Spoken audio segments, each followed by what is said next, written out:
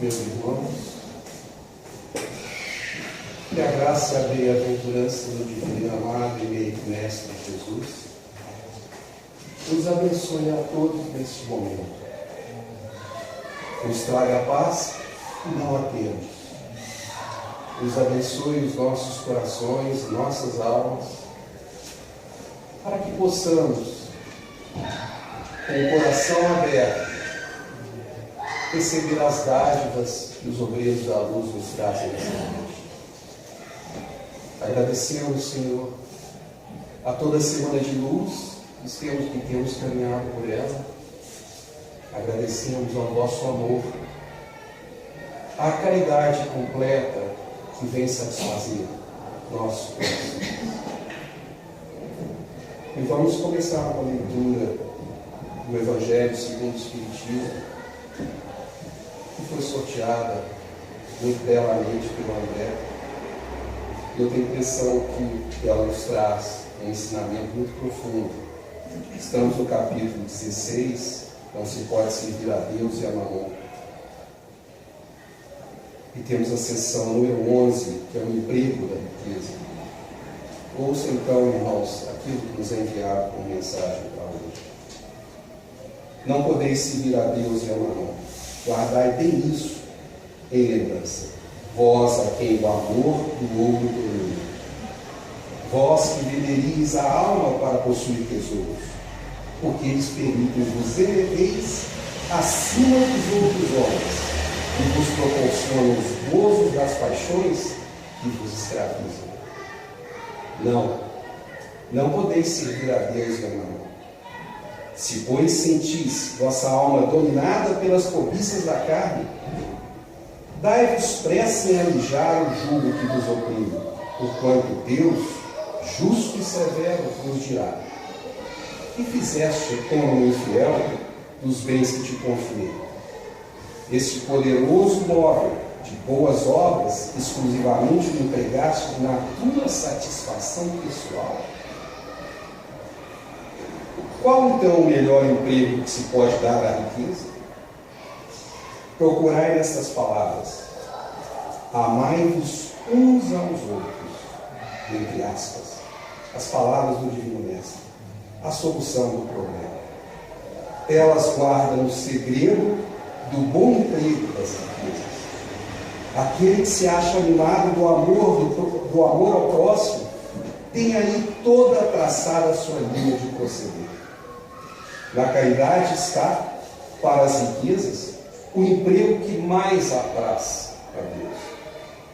Não nos referimos, é claro, a essa caridade fria e egoísta, que consiste em uma criatura espalhar ao seu derredor o supérfluo de uma existência real. Referimos-nos à caridade plena de amor, que procura a desgraça e a ergue, sem a humilhar. Rico, dá do que te sobra, faz mais, dá um pouco do que te é necessário. Porquanto o de que necessitas ainda é supérfluo. Mas dá com sabedoria.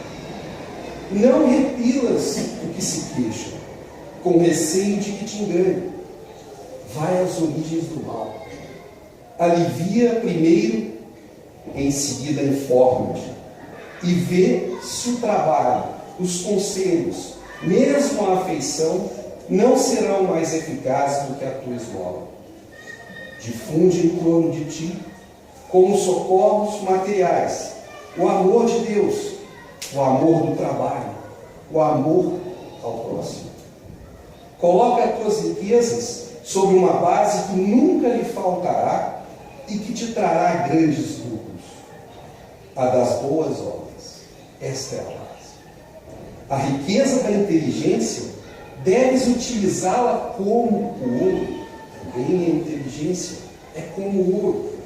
Derrama em torno de ti os tesouros da instrução. Derrama sobre os teus irmãos os tesouros do teu amor, e eles frutificarão. Então, irmãos, os bons espíritos nos abençoam. Os obreiros maiores nos ensinam que há muitas riquezas sobre a face da terra. Há todas as riquezas materiais que vemos no dia a dia. Há tudo aquilo que todos têm. Mas devemos também pensar que cada um de nós veio a esse mundo dotado de sua própria riqueza. E que não seja riqueza material comum a todos os homens.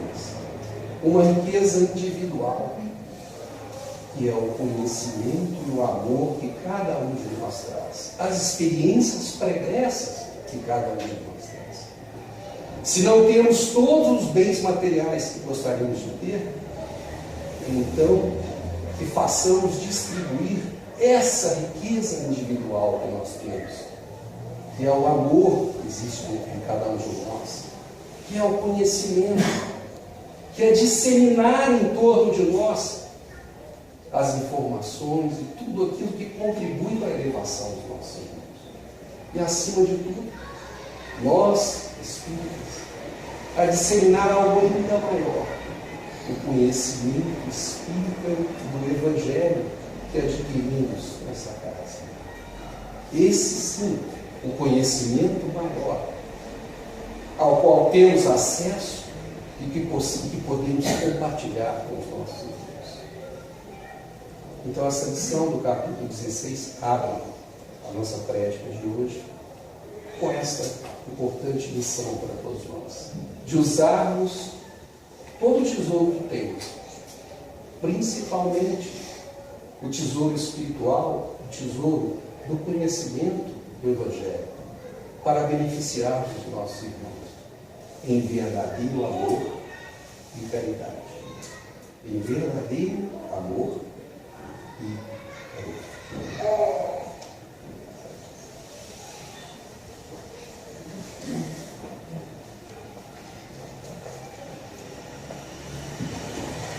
Boa noite, meus irmãos.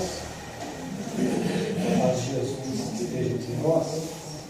Nós vamos dar prosseguimento ao nosso estudo de O Livro dos Espíritos.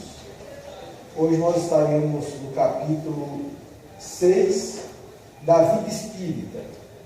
Para quem quiser acompanhar, são as perguntas 223 a 256. Então, da vida espírita. Kardec teve essa preocupação de detalhar as perguntas, feitas aos mentores espirituais, para nos dar uma base do que esperar. Porque nós sempre temos a expectativa que nós estamos numa vida muito longa, temos essa expectativa, e que a morte virá para nós como se fosse algo impactante, que vai criar uma mudança muito brusca para nós. E nós temos esse receio, esse medo da morte, que é natural. Nós temos que ter esse instinto de autopreservação. Agora, o medo da morte é mais em função do desconhecido. E quando a gente desconhece, a gente tem medo. É a questão do escuro. Que muitas vezes aqui está claro, apaga a luz, dá um certo receio, porque você não está enxergando. Apesar de você saber que todo mundo que está aqui dentro você conhece. Mas o fato de você não enxergar já dá uma certa apreensão.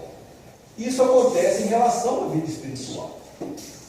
Nós achamos que vai ser algo muito impactante, vai ser uma mudança muito brusca para nós. E não é assim. Os Espíritos vieram nos esclarecer justamente o contrário.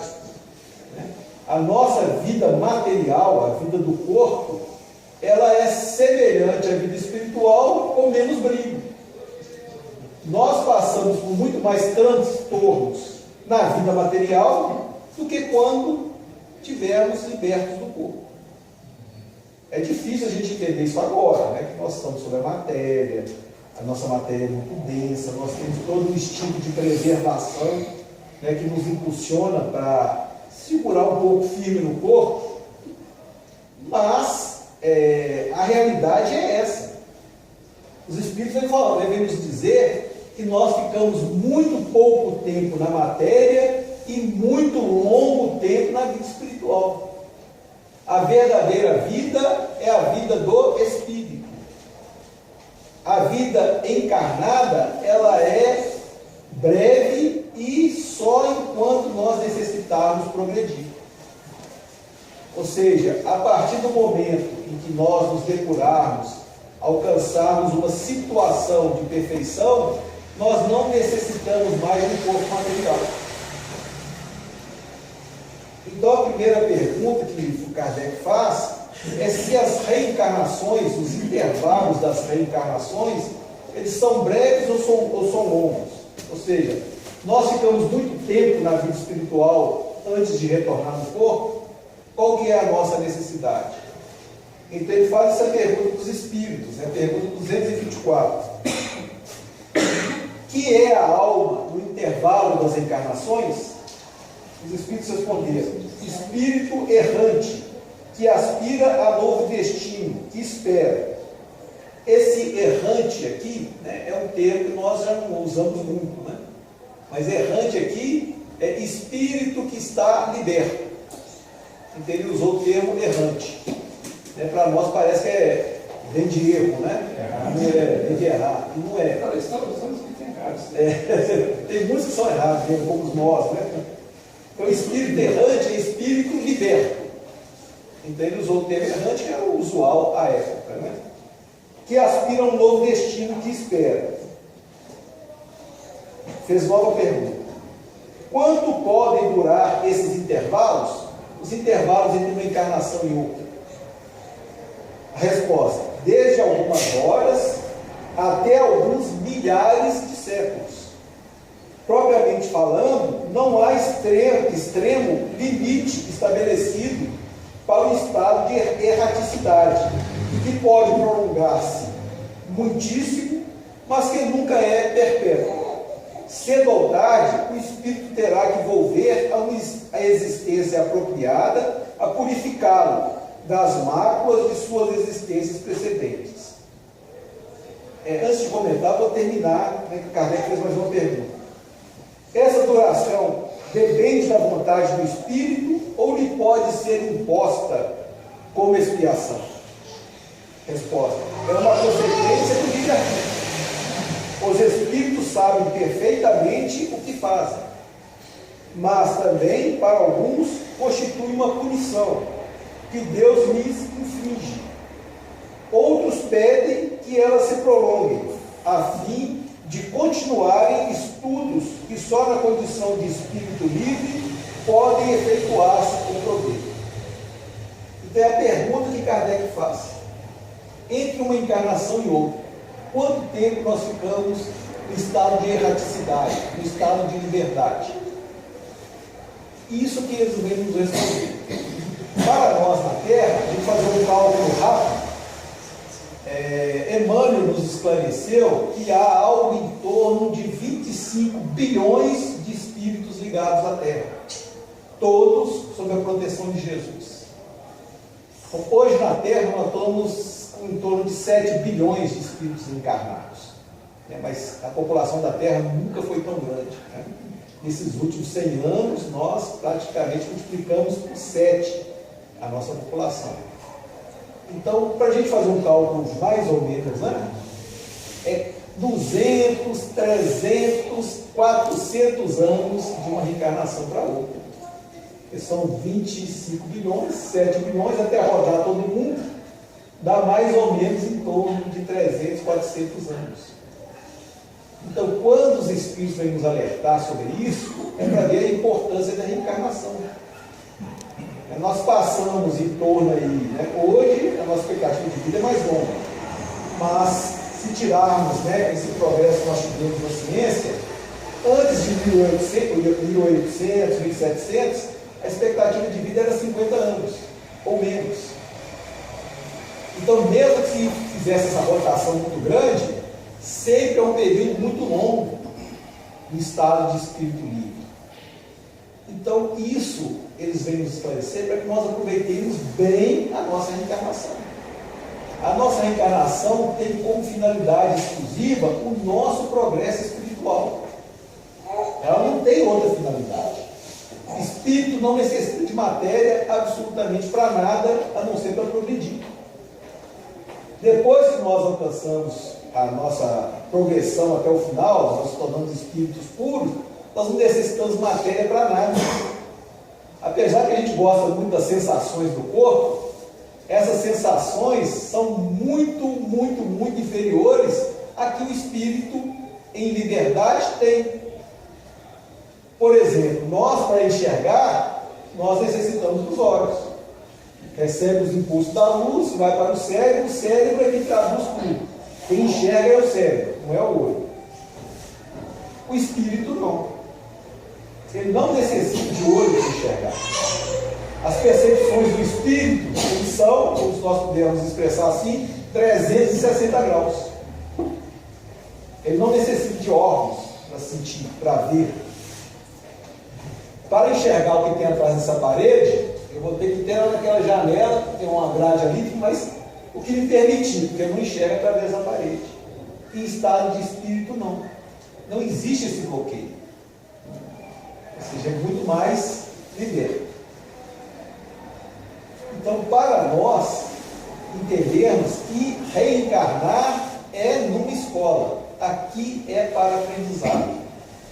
Então, para que exercitar orgulho e egoísmo? Se nós estamos aqui exclusivamente para progredir, eu consigo progredir alguma coisa com orgulho e com egoísmo? Não consigo nada, não vou aproveitar minha encarnação nenhuma enquanto eu estiver vinculado a mim. E se eu perder a reencarnação, eu estou como se fosse repetindo o ano. Quer dizer, todas as provas, né? Porque não é fácil para o espírito ser tolhido dentro do corpo. Você imagina se nós pegarmos, nós ainda somos uma condição inferior. Nós vamos colocar um espírito muito evoluído, né? Vamos colocar aqui um João Evangelista quando for reencarnar. Os espíritos esclareceram que João Evangelista reencarnou como Francisco de Assis. Então o intervalo entre uma encarnação e outra para ele foi de 1.200 anos. O espírito daquele para reencarnar é só por muito amor. Ele não conhece no mundo onde ele fica, o espírito evoluído que ele é, qualquer sensação ruim que você possa imaginar, mínima que seja, no mundo em que ele habita. E não existe a menor possibilidade de alguém reencarnar na Terra e não sofrer. Não existe ser humano nenhum que pisou na Terra e não sofreu. Impossível.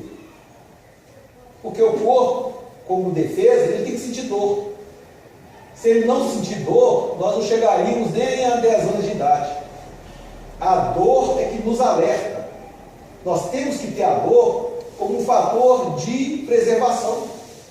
Se eu não sentisse dor, se aqui fosse uma chapa quente, eu olhava lá e escorava a mão. Eu só ia perceber que minha mão estava queimando quando o cheiro viesse. Aí eu já tinha perdido a mão. Então, dor não tem jeito. Então, essas sensações nós vamos sentir. Mas isso, um espírito muito evoluído, é menos do que você imagina quem que pode voar para todo canto, ser acorrentado num cubículo, ou uma águia que voa alto, né, para a gente entender, você pode, para amarrar que ela não possa andar 2 centímetros. Isso é o que acontece no espírito muito evoluído quando ele reencarna. Tudo que ele tem que reduzir para vir para o corpo. E eles vêm para nos ensinar. Não é para o progresso dele. João Evangelista, quando reencarnou com Francisco de Assis, ele não tinha nada para quitar na terra. Ele veio por amor nos dar um exemplo. Por quê? Porque nós necessitamos progredir. Nós temos essa necessidade. Com todo o exemplo de Jesus, nós já estamos há 2000 anos, nós ainda temos muita resistência em abandonarmos os nossos filhos. Então os Espíritos já vieram nos demonstrando que vamos trabalhar bem a nossa reencarnação para que na vida espiritual, assim, né, se aqui nós vivemos 100 anos, lá nós vamos viver uma eternidade. Então, o que eu quero buscar de felicidade? Aqui na Terra, é praticamente nada em relação à eternidade. Se eu for comparar um segundo com um período de 2 horas, um segundo é nada. Se eu for comparar 100 anos de uma existência material com um espírito que vai viver milhões e milhões e milhões de anos, não é nada. Então, para que eu vou tentar buscar felicidade através do orgulho e do egoísmo na vida material, se eu, na vida espiritual, para ser feliz, eu necessito de humildade e caridade? Então, eu prefiro ser feliz com orgulho e com egoísmo um segundo e sofrer 2 horas por falta de humildade e caridade na vida espiritual. Quer dizer, essa é a lógica que eles vieram nos ensinar. Vamos valorizar, quer dizer, não há nada de errado em nós sermos pessoas felizes, buscar a felicidade da terra, não é isso. Mas qual que é o nosso alvo de felicidade? Tem que ser o progresso moral, abandonar ali e conquistar ali.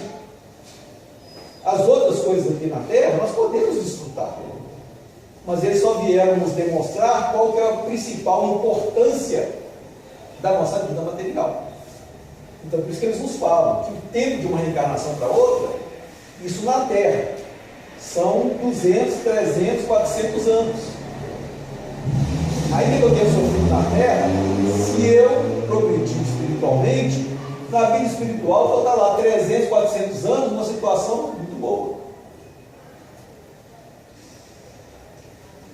Para nos esclarecer ainda mais, eles nos falaram dos mundos mais evoluídos. Kardec chegou a perguntar aos espíritos como é a vida em outros mundos. E os espíritos falaram: quanto mais evoluídos são os espíritos que habitam o mundo, menos material é a vida. Ou seja, se para nós, que somos espíritos bem inferiores, essa matéria é muito densa, nos mundos evoluídos, o que é matéria para eles, para nós não vamos enxergar. Perispírito é matéria. Todos os espíritos que estão ao redor da Terra, eles no mínimo têm um perispírito. Alguém aqui, tirando os médios videntes, não vai enxergar. Aqui pode ter 400 espíritos aqui dentro, nós não estamos enxergando. E é matéria. Perispírito é matéria. Então, se para nós não enxergamos o perispírito, os mundos evoluídos, então, para nós é muito menos que nós vamos enxergar. Mas para eles, não. Para eles é vida material.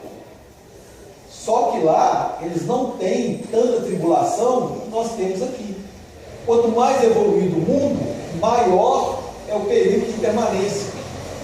Então, nos diz Kardec, que nos mundos mais evoluídos, que estão no nosso sistema planetário, a vida seria algo em torno de 500 anos.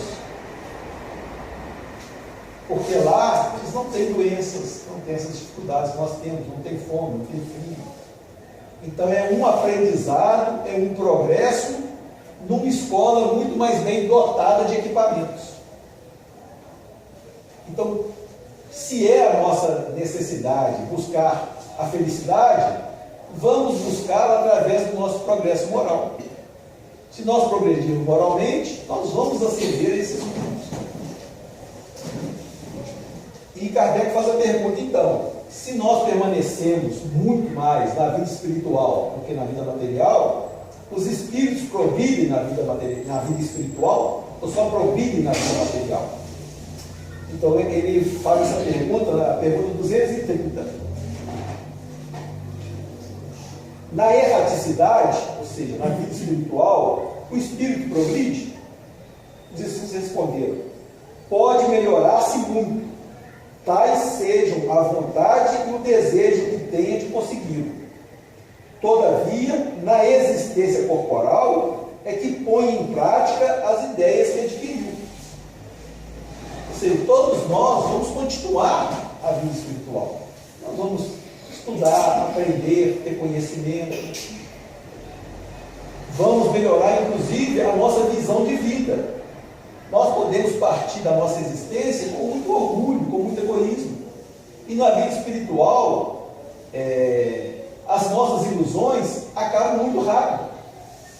né? Aqui nessa casa, ele teve a oportunidade de manifestar espíritos. Teve um que ele disse, que aqui, né, que na Terra ele teve muitas posses. Ele até falou que não era muito apegado, não, que a condição dele na vida espiritual não era muito ruim, não. Ele não era muito apegado à matéria. Mas ele falou que ele teve muita oportunidade de trabalhar aqueles recursos que ele tinha e ele não fez. E ele falou uma frase que eu até me esqueci. Ele falou: a nossa ilusão acaba muito rápido.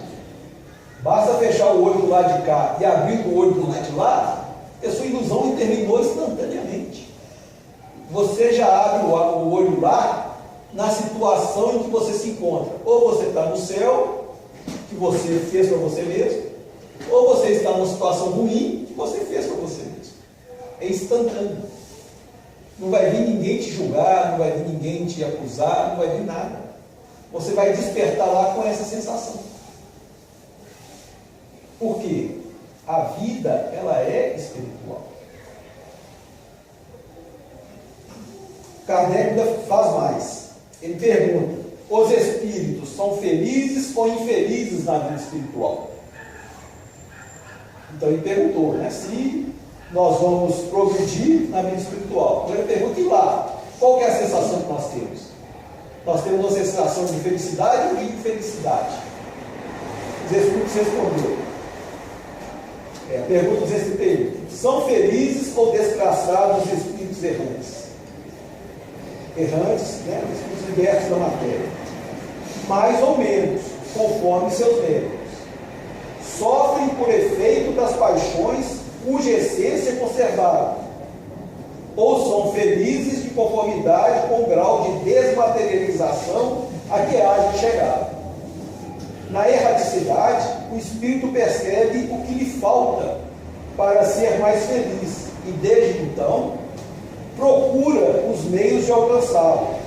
Nem sempre, porém, lhe é permitido reencarnar como fora de seu agrado, representando isso para ele uma punição.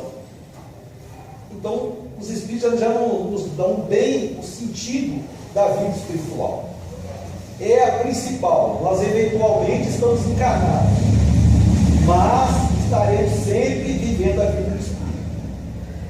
Por que nos é ensinado isso? Quando nós dormirmos, né, vamos lá fechar o nosso olho, nós estamos tendo a mesma sensação da morte do corpo. O Espírito, quando nós estamos dormindo, nós, como Espírito, libertamos do corpo. Isso que é a morte. Sem assustar ninguém, nós morremos todos os dias quando dormimos. Só com a diferença que nós vamos, né, sem quebrar o laço do espírito, nós retornamos à vida do corpo. Quando quebrar o laço que liga o espírito ao corpo, nós não retornamos mais. Por isso que muitas vezes nós temos, né, apesar que a nossa ciência ainda não chegou a esse ponto, nós temos vidências, nós temos visões do passado, nós temos sensações, nós temos sonhos, os mais diversos. E muitas vezes nós falamos com propriedade sonho bom e sonho ruim, conforme a nossa vivência no mundo espiritual. Muitas vezes, na vida espiritual, nós vamos encontrar com o nosso guia protetor. Ele vem nos passar instruções. Então é aquela conversa com um amigo muito bondoso.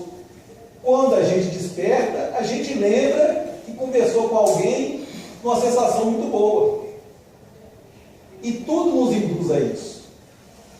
Porque essa vivência do Espírito, ela nos é permitida como alívio para a nossa prisão do corpo.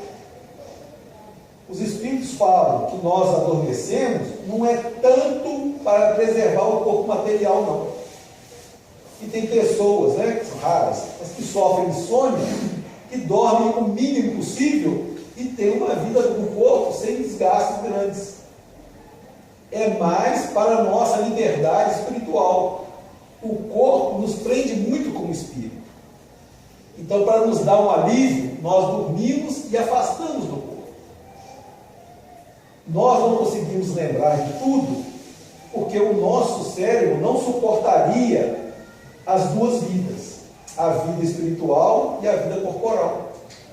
É muito difícil, né, no nosso cérebro, traduzir o que o espírito vivencia.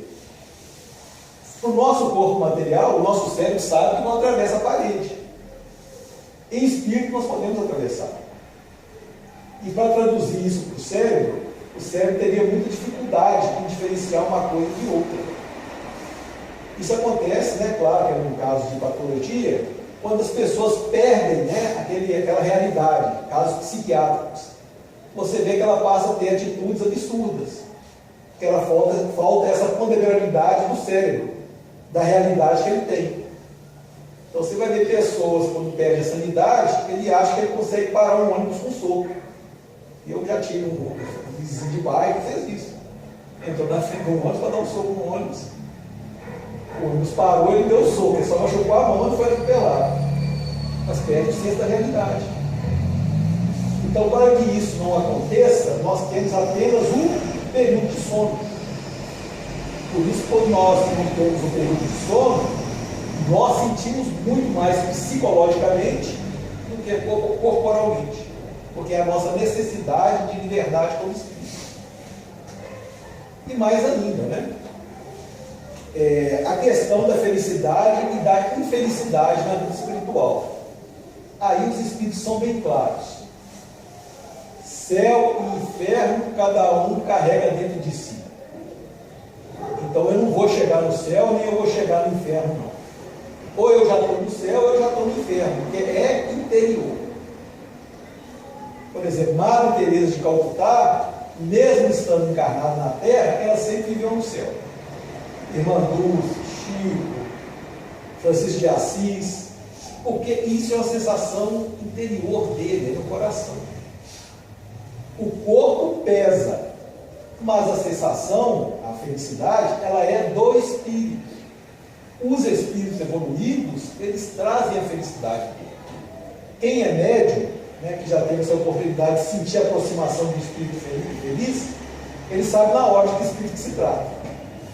Ele sente um bem-estar que não é dele. Quem conheceu a Dona Josefa, né, que era minha avó, que trabalhava no centro, ela já com seus 70, 72 anos, ela falava que quando manifestava aqui nas quartas-feiras do espírito, ela se sentia uma menininha de 17 anos.